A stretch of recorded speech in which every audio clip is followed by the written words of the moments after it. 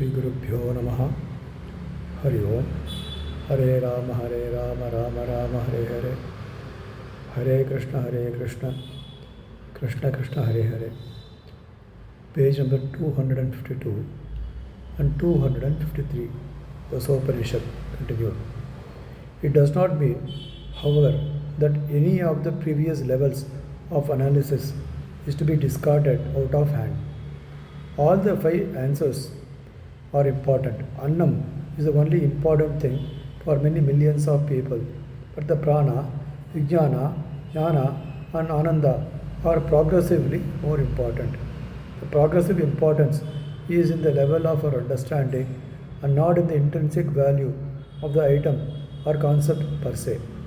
The idea is to get to know and be aware of this fact and so run one's own life accordingly in a matter that, more than anything else, we remain true to our own consciousness that we have not transgressed from the path of the Dharma with a capital D. This is so that the physical life is nearing the end and we have also progressed closer and closer to being Anandamaya. Looking into the Upanishad and after the Anandamaya Kosha, you will notice that it goes on to say, do not decry food, do not waste food, grow more food. The Indian government in the 1950s and 60s, during the Grow More Food campaign, borrowed mantras as quotations from this Upanishad. The Upanishad goes on to say that the sadhak, that is the aspirant, should be arriving at the understanding that the food, the producer of the food, the cook, the consumer of the food, and the connection between them is all myself. Thus, it establishes the transcendental connection between the world, aspirant, and God, and ends with the aspirant singing happily about the self-realization. Aitreya Upanishad. Next is the Aitreya Upanishad, that is a part of the Aitreya Aranyakam of the Rig Veda, deriving its name from the Aitreya Rishi. The passage of the Jiva in its infinitesimal form from the father, entering into the mother's womb, its growth, its birth in the world, its intentional actions in the world leading to the accumulation of the merits and demerits of the effects of its action.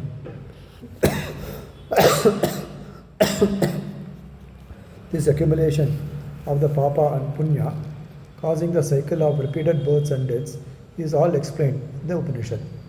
Then it says that the only way to break through this cycle is to get to know the prime actor of this Dharma, the Atma, which will enable the freedom and independence.